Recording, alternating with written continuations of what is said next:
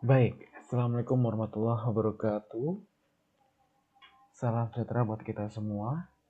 Kita lanjutkan materi kita. Kali ini kita akan masuk ke kontrol percabangan, ya. Struktur kontrol percabangan. Oke, jadi silakan dibuka lagi Jupyter Notebook-nya. Sudah tahu ya, kalau masih belum ingat bisa dibuka lagi tutorial yang sudah saya berikan sebelumnya. Jadi pertama kita buka anak benda, oke. Kemudian kita pilih Jupyter Notebook yang ada di situ paketnya. Kemudian kita akan muncul ini ya, gitu. Nah, kemarin kita sudah buat, setelah buka ini kita sudah buat juga folder di sini itu dengan nama lab Python ya. Masih ingat ya?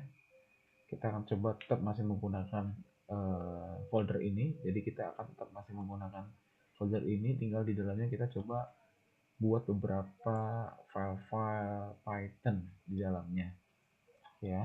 File dulu lab Python. Nah ini dia ya, lab Python. Kemarin sudah kita buat lab 1 IPyNB gitu ya, sudah ada. Kita coba lagi yang sekarang apa nih, kita bikin lagi aja ya. Oke, filenya, file baru lagi, boleh kita new saja. Kemudian kita pilih Python 3. Oke, tunggu sebentar.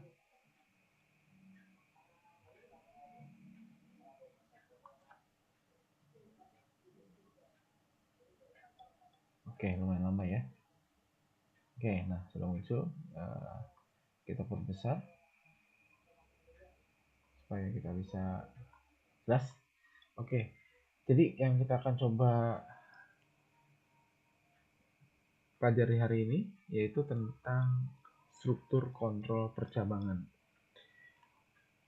Oke, jadi di struktur kontrol percabangan ini yaitu maksudnya adalah dengan yang sudah kita bahas di algoritma, yaitu menggunakan statement if ya. Jadi ada beberapa kondisi ya dalam menggunakan statement if ini. Yang pertama, kita akan menggunakan percabangan dengan kondisi dengan satu kasus dulu, gitu yang paling basic ya. Jadi misal kita akan membuat program sederhana untuk menentukan apakah nilai yang kita inputkan itu atau diinputkan oleh user itu apakah dia bilangan positif atau negatif. Oke ya, kita coba langsung saja. Jadi kita akan buat dulu ini komentar, ini percabangan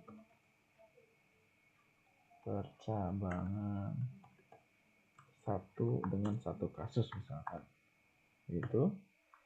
Oke, jadi misalkan kita sini akan buat sebuah variabel misalkan A seperti itu. Kemudian ini sebagai penampung nanti dari nilai yang akan diinputkan oleh user. Dengan sebelumnya kita tentukan dulu tipe datanya, kita coba masukkan integer begitu. Benar-benar masih ingat ya kemarin. Kemudian kita gunakan fungsi input untuk menangkap inputan yang nanti akan user berikan gitu. Input, kemudian kita ketikkan ya, lalu jangan lupa kita masukkan juga di sini itu. Di sini kita ketikkan masukkan apa nih, nilai misalkan ya, nilai Anda misalkan begitu. Jangan lupa sama dengan spasi ya. Jadi ini pasangannya ya, ini sudah, ini kurung muka ini dan tutup ini tutup dan ini bukanya, jadi satu pasang, jangan sampai lupa. Oke, jangan sampai kurang ya. Kemudian kita enter lagi. Nah, jadi ini kita sudah punya satu baris tadi ya. Jadi ini sebuah variabel nanti yang akan menjadi nilai inputan yang diinput oleh user dengan tipe datanya adalah integer. Kemudian selanjutnya kita akan masuk ke fungsi if-nya nih. Gitu ya. Fungsi if di sini adalah karena ini ada menentukan bilangan positif negatif, berarti kita harus tahu dulu nih kira-kira rumusnya apa sih dalam menentukan suatu bilangan itu negatif dan positif. yang kita tahu adalah apa? Bilangan itu dikatakan positif bila apa? Bila bilangan yang diinputkan itu atau bilangan itu lebih dari 0. Begitu. Maka dikatakan bilangan itu adalah bilangan positif. Oke, jadi kita ketikkan saja di sini if gitu. Jadi tadi ya yang dibuat oleh user ini ada di dalam variabel A. Jika A lebih besar sama dengan 0, then harus ada titik 2 ya ciri khasnya di Python ini untuk struktur if, statement if diakhiri dengan titik 2. Kemudian enter. Begitu. Kemudian yang paling penting di sini untuk statement if itu adalah Anda harus menggunakan yang disebut dengan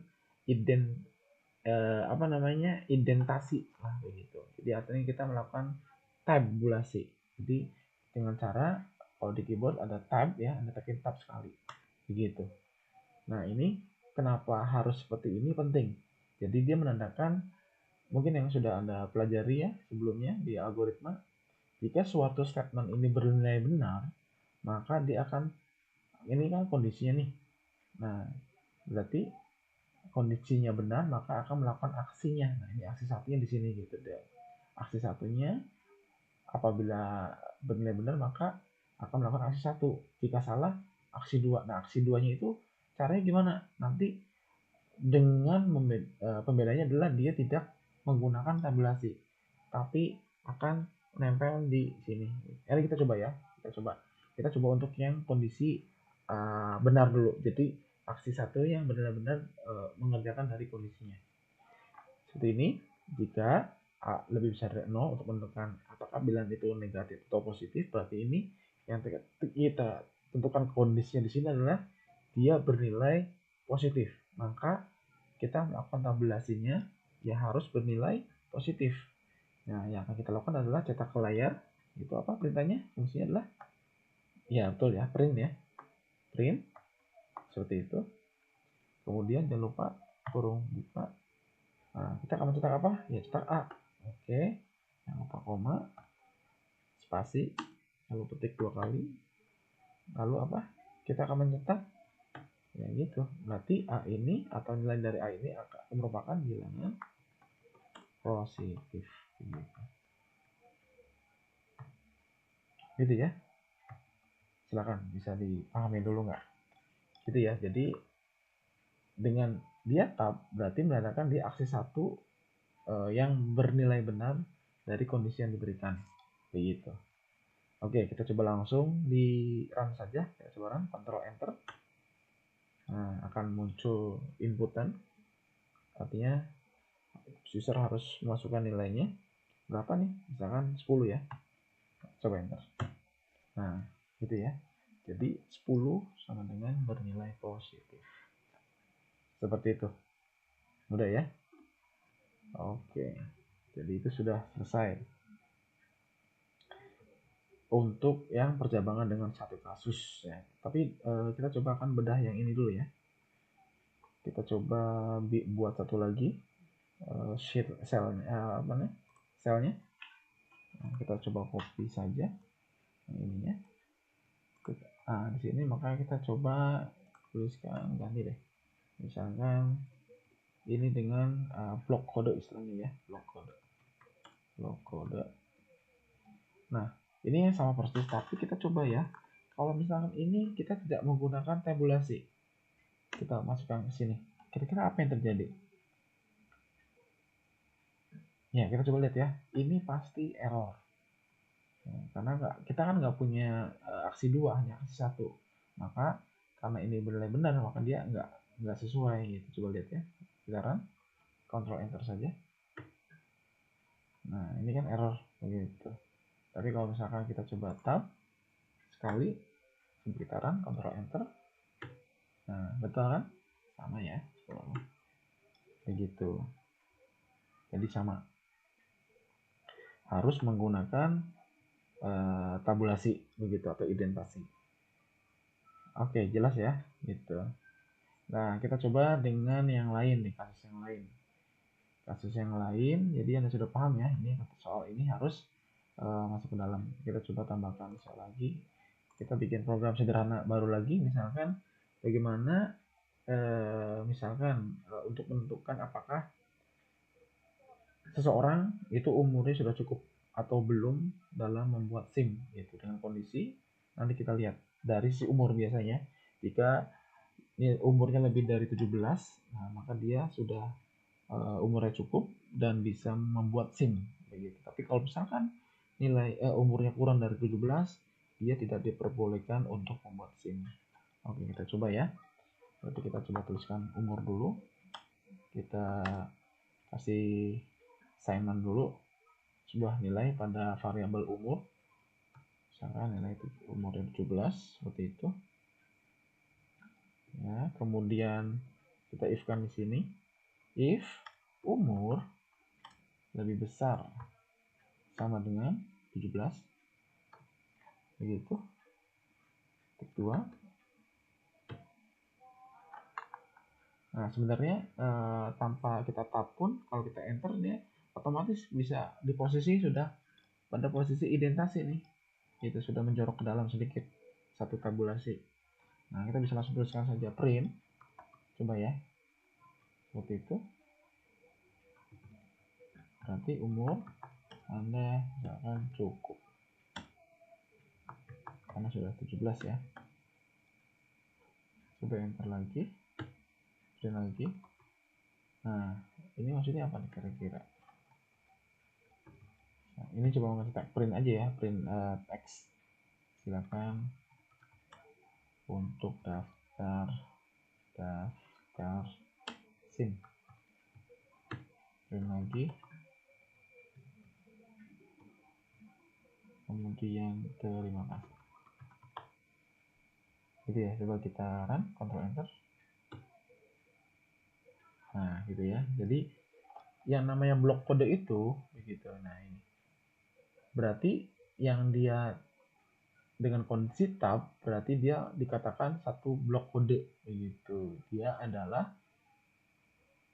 aksi 1 yang bernilai benar, aksi 1 yang bernilai benar dari kondisi ini begitu. Jawaban yang benar dari kondisi yang diberikan. Gitu ya. Nah, kalau misalkan kebalikannya, kalau misalnya kita masuk gimana? Misalkan dibalik ya. Ini misalkan coba kita cari yang salahnya. Itu misalkan kita masukkan yang umurnya berapa nih? Misalkan kita ganti ya 16. Berarti kira-kira gimana nih? Umur 16. Apakah umur lebih besar? Berarti salah kan? Nah, kita coba cari jawabannya yang ini. Nanti enter. Gitu. Berarti harus siapkan aksi 2 nih. Gitu. Misalkan apa nih? Umur Anda belum cukup. Gitu. Kita coba enter, Ctrl Enter. Nah, yang dikerjakan adalah yang tadi ya, tidak menggunakan tabulasi, atau bisa dikatakan ini aksi 2 lah ya. Begitu. Jelas ya maksudnya ya. Ini basic dulu dalam menentukan apa nih? Percabangan, struktur percabangan if dengan menggunakan satu kasus. Nanti untuk selanjutnya kita coba dengan menggunakan struktur percabangan ini dengan 2 kasus atau lebih. Gitu ya. Baik, selanjutnya kita coba apa nih? Dengan struktur kontrol percabangan. Kalau tadi dengan satu kasus, kali ini dengan 2 kasus ya, atau lebih nanti. Dan untuk struktur kontrol percabangan 2 kasus ini, yang akan kita gunakan adalah statement if else. Gitu ya. Kalau kemarin dengan satu kasus, kalau ini dengan satu kasus, itu kan masih menggunakan if saja ya. Oke. Nah, kita coba dengan yang 2 kasus, yaitu dengan menggunakan if else. Oke, jadi misalkan dari satu kasus yang sudah kita buat ini, kita coba ambil lagi dalam kasusnya, dalam hal untuk apa nih? Dalam hal misalkan tentang menentukan bilang positif negatif. Kita copy saja, misalkan. Ya, copy dulu. Oke, kita coba tambahkan. ya di sini. Tambahkan. Oke, kita pastikan. Kita ganti ya. Berarti ini percabangan dengan 2 kasus. Begitu. Oke, jadi ini sama, masukkan nilai Anda. Gitu. Berapa? If A lebih dari 0 sama, kalau ini cuma 1. Dan kita coba tambahkan di bawahnya untuk yang lain ya. Jadi maksudnya di sini misalkan pertanyaannya jika user yang kita inputkan itu nilainya negatif misalkan, berarti kan kita harus punya jawaban yang lain. Makanya kita gunakan untuk 2 kasus gitu. Berarti kita tuliskan di sini adalah else seperti itu. Jangan lupa titik 2 setelah else, lalu enter. Nah, dia otomatis melakukan tabulasi sendiri, indentasi sendiri. Kita tuliskan cetak print huruf buka seperti biasa. Berarti A, spasi titik 2 ya. Itu kita tuliskan berarti bilangan sama dengan bilangan negatif. Oke. Selesai. Nah, gitu ya. Jadi seperti ini, begitu. Ya. Jadi apabila kondisinya bernilai benar, maka dia akan melakukan aksi 1 yang bernilai benar ya. Tapi jika nilainya jawabannya salah, begitu, kita ambil yang ini. Inputan yang diisikan itu tidak sesuai dengan ini, dengan kondisi ini, maka dia akan melakukan yang ini, yang aksi 2. Kita coba ya, dalam ini misalkan negatif, misalkan. Masukkan nilai Anda. Berapa yang kita masukkan? Misalkan minus 2. Enter. Apa yang terjadi? Nah, gitu. Min 2 adalah bilangan negatif. Gitu ya. Jadi yang ditentukan di sini adalah diharapkannya adalah ya bilangannya lebih besar dari 0 untuk bisa dikerjain untuk bisa menampilkan bilangan itu positif. Tapi bila mana bilangan yang diinputkan oleh user ini tidak memenuhi ini, misalkan negatif, berarti kan dia tidak memenuhi, dia kurang dari 0. Maka yang dikerjakan adalah yang ini, begitu. Jelas ya? Oke, itu untuk percabangan 2 kasus dengan 2 kasus. Selanjutnya gimana? Yang lain ya, satu lagi seperti tadi disinggung bahwasanya kita akan coba untuk yang sekarang yaitu dengan 2 kasus atau lebih dan lebih. Nah, itu lebih coba dari yang 2 kasus ya. Kita akan menggunakan statementnya adalah else if ya. Kalau tadi kan if else, kalau ini istilahnya ada else if, atau di Python itu dikenal dengan statement elif. Gitu ya. Kita akan coba sekarang. Kita biasa tambahkan lagi shell-nya. Gitu ya. Jadi misalnya kita akan membuat sebuah program nanti di sini untuk menentukan menerjemahkan sebuah huruf begitu. Menilaikan sebuah nilai huruf.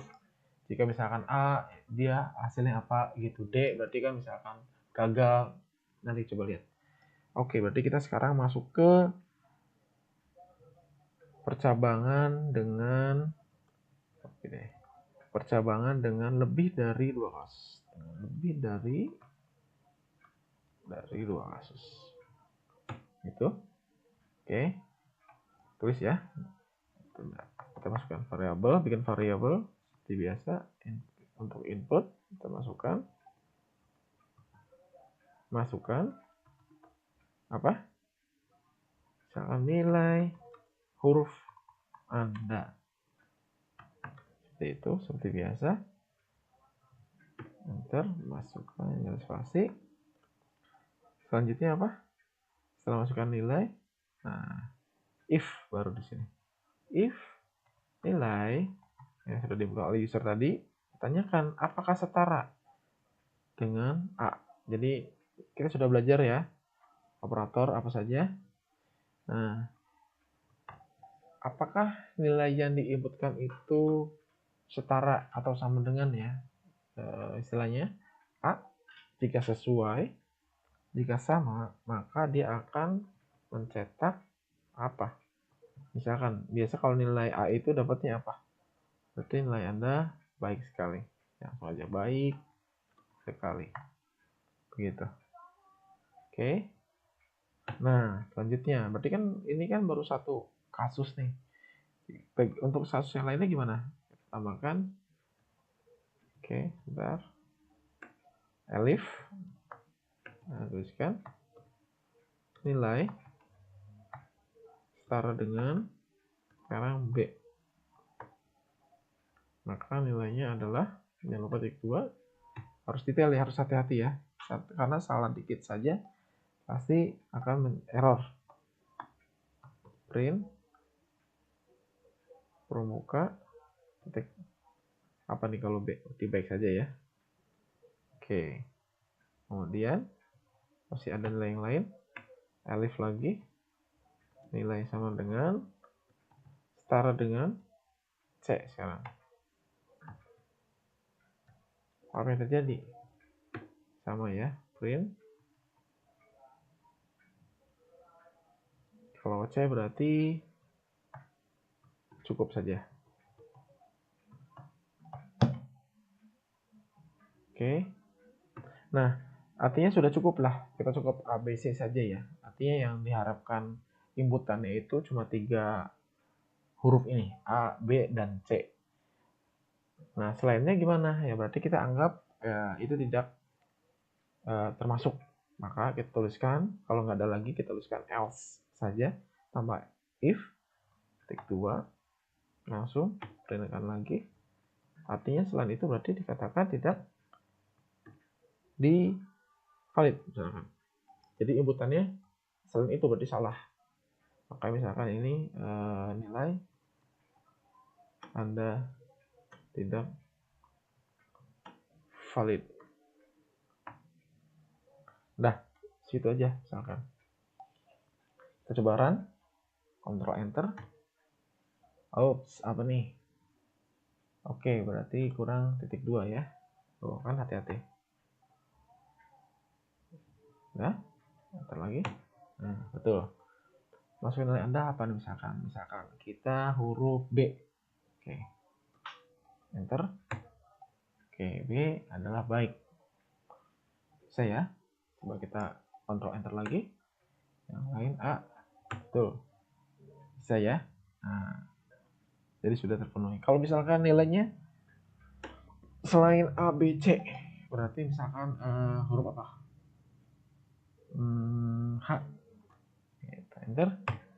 Nah, berarti selain A, B, C ya dia ngeceknya yang ini.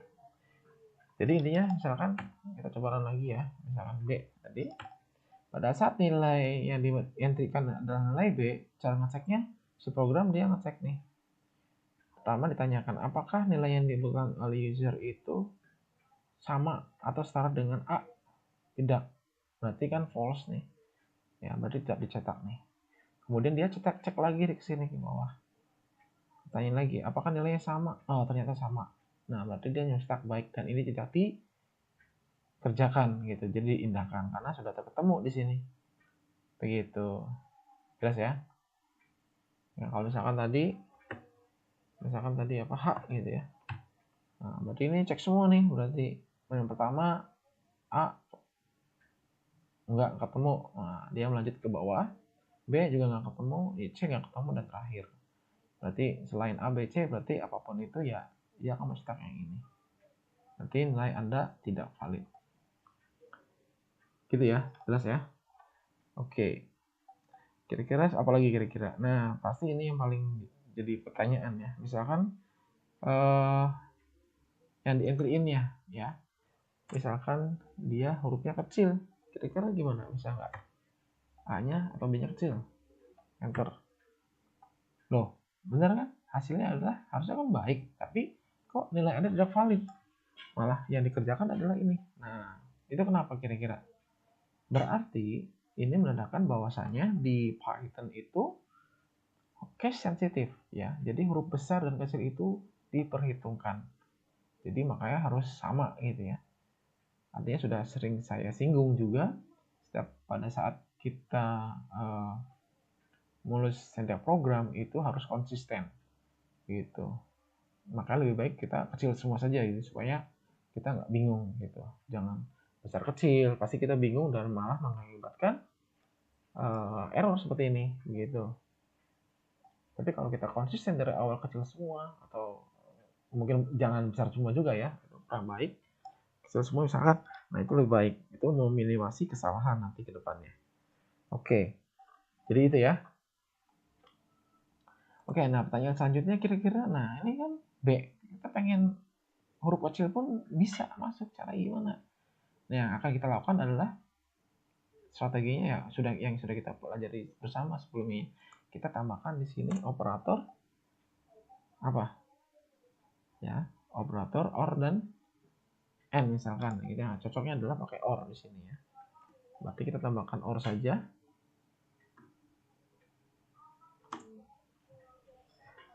Nilai, ketikkan lagi Anda sama dengan setara dengan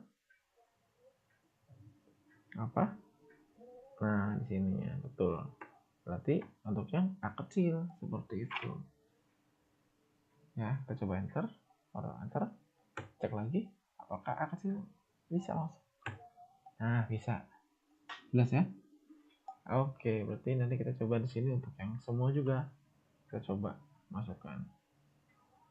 B, berarti ini OR nilai berarti B. Sama juga OR nilai sama dengan C kecil. Gitu ya. Ya mau tidak perlu. Coba kita kontrol enter lagi. Kita huruf C kecil. Cukup. Nah, itu dia. Artinya sudah ya. Kita sudah uji cobakan untuk yang kontrol percabangan dengan satu kasus, dua kasus, dan untuk yang lebih dari dua kasus. Oke, itu saja. Terima kasih.